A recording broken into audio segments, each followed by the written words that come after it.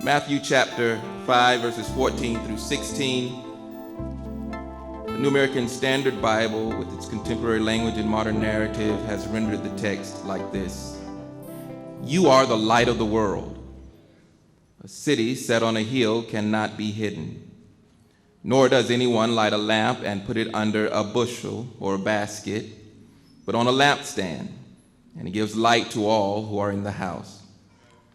Let your light shine before men in such a way that they may see your good works and glorify your Father who is in heaven.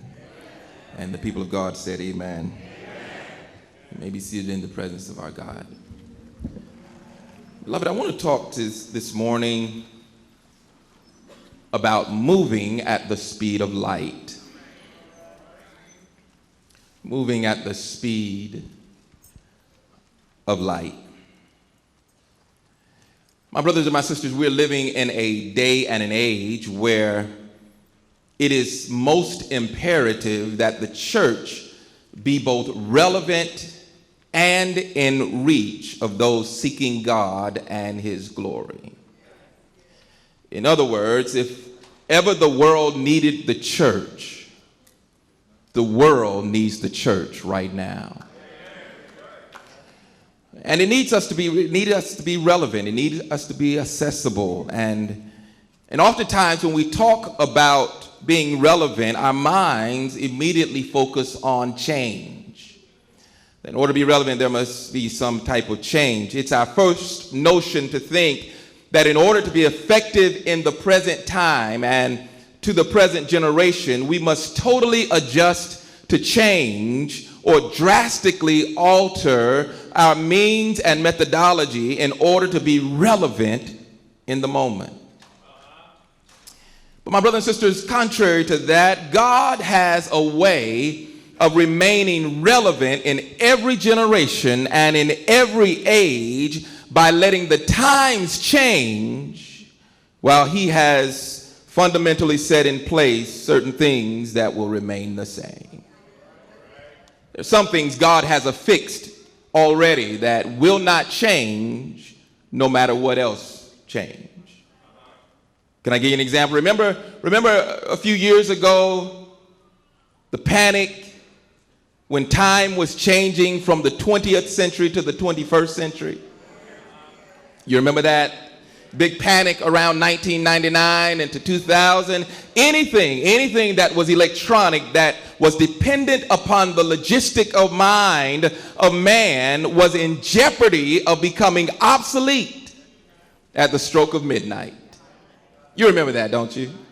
Anything reliant on computer technology, the ATM machines, your computer systems, anything that was based upon man's mind was in jeopardy of becoming irrelevant in just a moment. But did you notice that everything that God programmed was all right? It was secure and it remained relevant. Think about it. Water didn't have to change at the stroke of midnight. Fire did not have to change. Food did not change. Animals did not change. People did not change. And neither did light. Everything God made was still relevant even after midnight. So I believe it's safe to say then that anyone and anything that is operating according to the eternal laws and the ways of God are not only effective in the present age, but it's also relevant in the present and to the present generation. There's certain things that God has done that we don't have to change. We just need to get back to it and let it do what it's supposed to do and let God be God. Well, that's the premise upon which I want to build our case today. From this text, the Bible is clear that God has set forth a means and a method by which the church is to reach the world. It's right here in the text. And his way is not only effective when adhered to, but it also makes the church relevant in every age. We do not have to conform. We do not have to capitulate to what the world is doing. All we have to do is operate the way God told us to operate, and we'll still be relevant, and we'll still be effective even today. But here it is. If we as believers are going to be successful in the work of his kingdom, we must first recognize that the spiritual laws under which we operate not only demands that we aim for the world, but it also insists that we move at the speed of light. If we're going to do what we've been called to do, if we're going to reach the world, we've got to learn and return to moving at the speed of light. So look at our text here in Matthew chapter 5. Chapter 5, verses 14 through 16. This is where Jesus expounds on the timeless truths, the ecclesiastical law of moving at the speed of light. It's interesting that as I studied this passage, it sparked in me a flashback to my college days when I took physics several times. I mean, I struggled in physics. But I discovered something. I discovered that after struggling in physics and taking it 3 or 4 times, finally something actually stuck in my brain. Some of that stuff really left a mark, and it came back to my memory. What's interesting is that the same principles which govern the laws of physical light may also be applied towards our understanding and the use of spiritual light in the divine laws governing evangelism and outreach. If we're going to reach the world, you don't have to be a physicist, but you do have to have a working understanding of light. And this text will speak volumes to you. So just for a few minutes, can I parallel what I noticed about this Sermon on the Mount and this particular episode and passage and pericope? Can I just lift a few things that I remember from physics and parallel it to the light that Jesus says we are to be? I promise you I won't be long. First thing I remember about physics, and hopefully you remember it too, and that is light travels in a straight path. Yeah. Light travels in a straight path. This is one of the first principles that you learn when engaged in the study of physical light. In other words, there is a specific path. There is a natural path that light will travel from one point to another. Light travels in a straight path. Well, it's the same way with the light of the church. I think the problem with the church is that we don't realize this simple principle. We try to take workarounds, and we try to bend light and divert light or skip over certain points in the path in order to get to where we want to be. Yes, he says we are the light of the world, and that's true and that's important. But look at the path which this light travels in this text. I want you to notice closely the trajectory. It doesn't jump from you to the world, but it has a path. Look at it. First, the light hits the man or the individual in verse 16. Then from the man, it lights the house or the family in verse 15. From the house, then, it illuminates the city or the community in verse 14. And then, finally, from the city, it reaches the world. You see how it's traveling? From man to house to city to world. From you to your family to the community to the world. And we cannot avoid it. Let me just break this down very quickly for you. First of all, the man. When the light you're shining reaches someone's life dark and dreariness around them, what happens is that you enlighten them. That's what happened. That is, you inspire them to draw closer to the Lord. And that's why you have to have your own individual light. That's why he's saying, let your light shine. He said, let it shine before men, because it's just from one person to another. It starts with that individual to see the light. I see you're looking at me strangely. Let me try to break it down. Can I come on your pew? Scoot over. Let me sit next to you. Understanding this, it's the difference between fireflies and roaches. I got you, didn't I? I got you, yeah. You notice that fireflies and roaches react differently to light. Fireflies, they are drawn to light. They come to the light, but roaches, oh, don't act like you don't know roaches. They're all over the place in the dark, but soon as the light shines, they begin to scatter. And that's the way it ought to be with you. You ought to let your light shine, your individual light shine, that those whom God has placed in their heart will be drawn to your light, but don't be deceived. You got some roaches around you as well. And soon as you eliminate, watch them scatter. They will scatter. But it starts with your individual light. Let them see you giving God glory. Let them see you praising him for what he's done. Let them see you holding your hand up and waving when nobody's out there. Let them see you laughing and nothing's funny. Let them see you loving them even though they don't deserve it. Starts with the individual, but then not only does it start with the individual, but then it moves to the house. It moves to the family. Listen, if you let your light shine, then your family, the home, is only as bright as the people in it. And the brighter the individual lights, the brighter the entire house will be.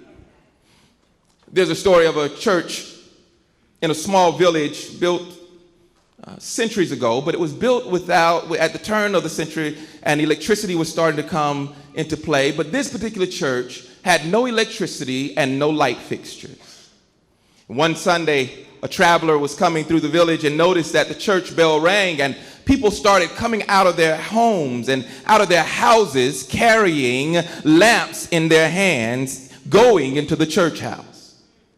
The stranger asked the worshiper, "Tell me, why do you carry a lamp to church?" The woman replied that years ago, the Duke who commissioned and endowed the building of this church asked that each worshiper bring their own lamp to church. That there's no electricity, there's no light fixtures placed into the church, but just let everybody bring their own light. Well, the stranger asked, well, wouldn't that keep folk from coming? Wouldn't it deter them from coming to worship, and particularly in the evenings? The woman said, oh, no, it actually works the opposite. Because everyone that goes to this church realizes that when they are not there with their light, that it makes the house a little bit dimmer. But when they show up with their light, it makes the house a little bit brighter. And when they are tempted to stay home, they remember that without my light shining, it makes it harder for everybody else to see. And that's the way we need to be in the church. When you don't let your light shine in the house, it makes it that much more difficult for others to see their way. So it starts in you individually, it spreads to the house. Listen, if you come to church and get illuminated by everybody else's light, then you go home without a light. Then what does that do to the rest of your family when they see your light doesn't burn when it's by itself? But when your lamp is burning, then you can light their fire and the house is lit. But it says it moves from the man, the individual, to the house, the family, but then to the city, the community. Better people make better homes, and better homes makes for better communities. That's why we have gated communities. That's why we have homeowners associations, why they exist. The reason is because they want the same light and family values that reign in their home to be the same ones that rule and governs in the community. Think about it. Manicured lawns and transmissions hanging from a tree don't quite go together in the same community. They don't have the same kind of light for the community. And so they want those who have the same values, the same lighting, the same illumination, the next door to them, and therefore the community has these similar values. And it ought to be the same way when you let your light shine in your home and it spreads to your neighbor. And the two of you have the same kind of value and it spreads across the street. Then it spreads to the back of the community. Now those in the alcove, they have it. And now all of a sudden you see the whole community beginning to rise. If we can get God into the home, then we can get God into the community. And then from the community, then we'll reach the world. I know we like to purport that this nation began as one nation under God, with the mindset that God was in the community and the homes and the hearts of the people. And here we are trying to get it back. But listen, we'll never get God back into the world the way he once was, by voting, by petitioning, even boycotting.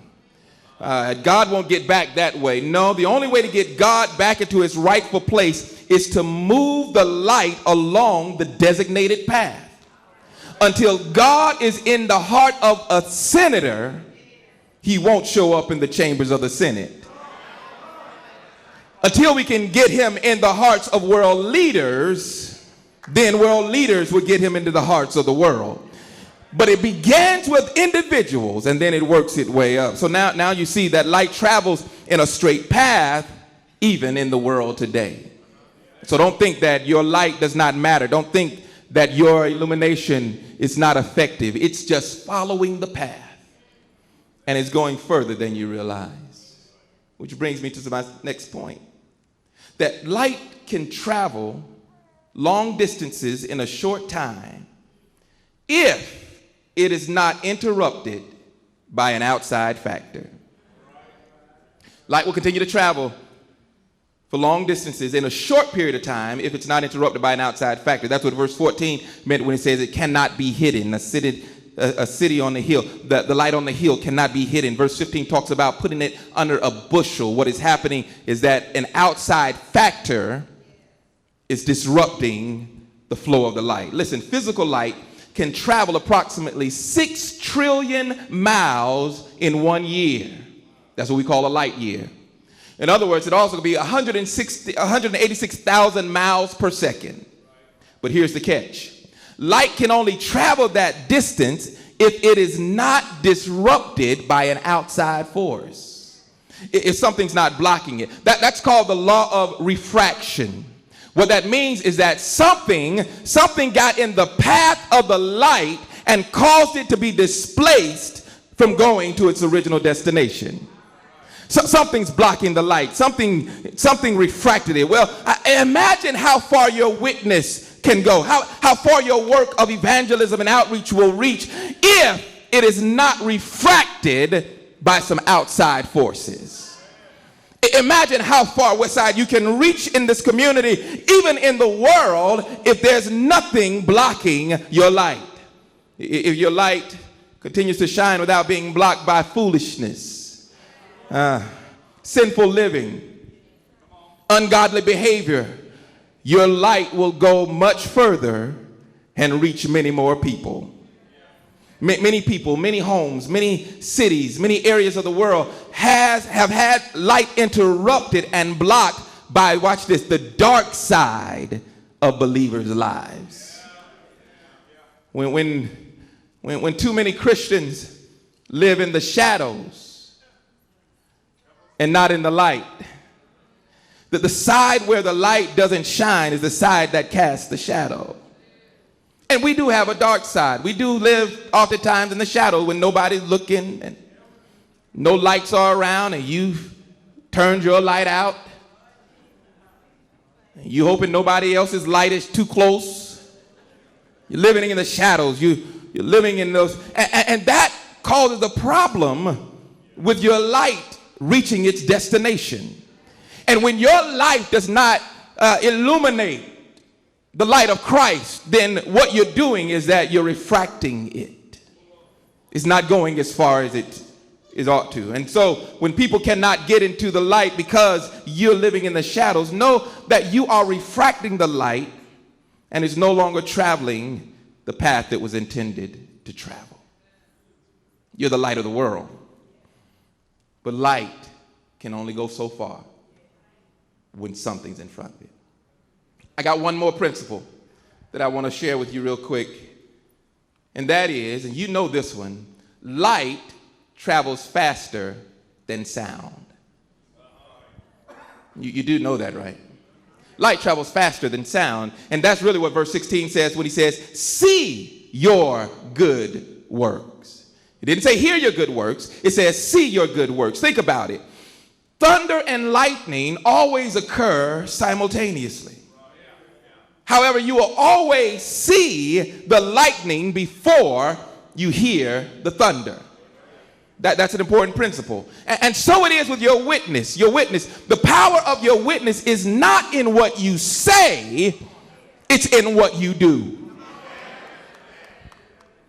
It's not in what you say, it's in what you do. You can talk all day long, but if your actions do not match up, trust me, they will see you before they hear you. I remember one time in my office, there are fluorescent lights, those old fluorescent lights with the long light bulbs. And it was about to go out. It was about to go out. The light switch was flipped to the on position, but it wasn't illuminating. It wasn't giving off that much light.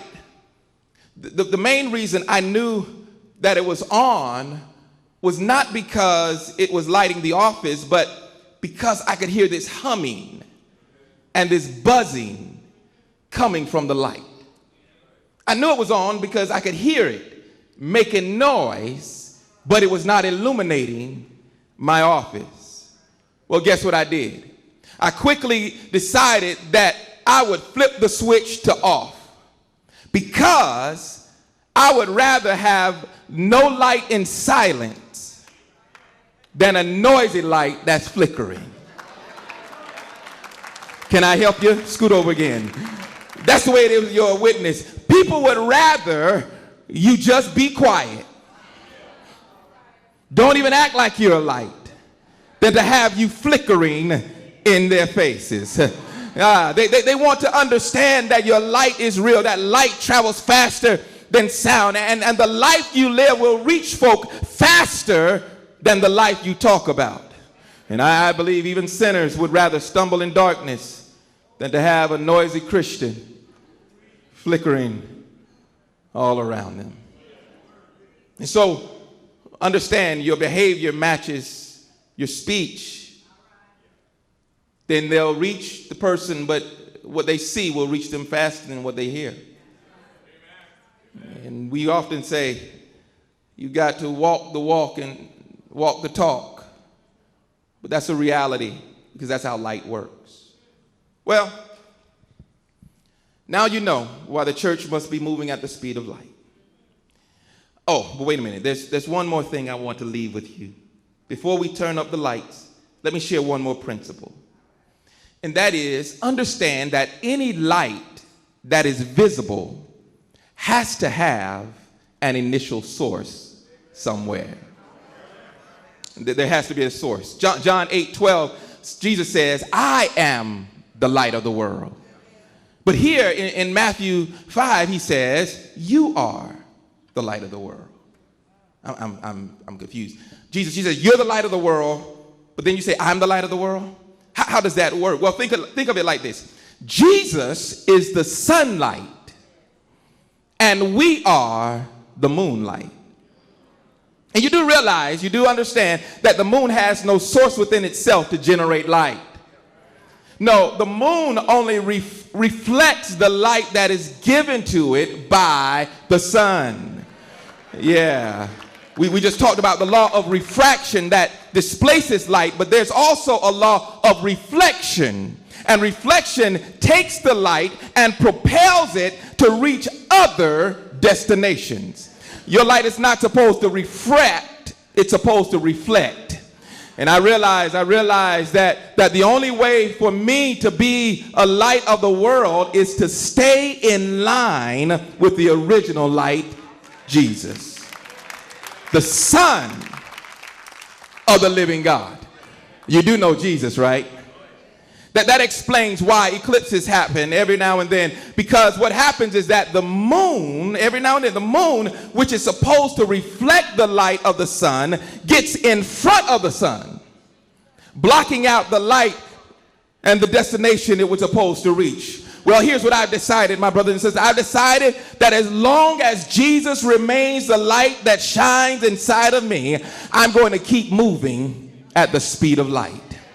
I've come to understand that if I'm going to be a part of any home, any family, that I'm going to let my light shine and let it spread throughout the house and the home. Because when it spreads throughout the house and the home, then my home becomes illuminated with the light of Jesus Christ. But that's not enough. I want my community to know that Jesus shines here. Jesus' light is here. It's not just in the house, but it's in every individual in this house. And mess around and let it spread around, and after a while you have a whole city, a whole community that is lighting up their area that just cannot be hidden. But finally, if you do it right and keep on shining, you'll see the world is impacted by this same light Jesus been talking about. Well, I see you looking at me strange. I'm done. I'm finished. Well, almost. Because I know us. And we love to give our theology and our singing. And I know that for many years we've been promoting our theology and testifying that this little light of mine, I'm going to let it shine. This little light of mine, I'm going to let it shine. Everywhere I go, I'm going to let it shine, but it's my little light. Well, my brothers and sisters, can I encourage you one more thing? I think it's time to upsize your light. I think this is a good opportunity to biggie size your light. Go ahead and supersize that little light of yours. Go ahead and trade in your little match light for a big old spotlight of the sunlight. Oh, don't miss that. Not the S-U-N, but the S-O-N. Can I close that Calvary about the S-U-N and the S-O-N? How one day there was a Calvary, Jesus coming along, and the S-U-N was shining brightly. But Jesus told them, don't raise me up, because if you raise me up, I'll draw all men unto me. I've got some fireflies out there. I know the roaches will run, but if you lift me up, the fireflies will come. And they messed around and lifted Jesus up on that cross. But that's not what the big deal is that I want to illuminate here. Notice what happened. The S-U-N shining brightly while the S-O-N is hanging in the elements. Well, we've got a conundrum here. We've got a problem here. Two suns cannot hang in the sky at the same time. One of us have to stop shining. Well, can you imagine the S-U-N looked at the S-O-N and recognized, you are my creator. You are the greater light. You are the bigger light. So what I will do is I will bow out and let you shine. Aren't you glad the S-O-N shone on Calvary? Aren't you glad that his light still shines today? Aren't you glad that that light is inside of you? And I'm going to let this light shine everywhere I go.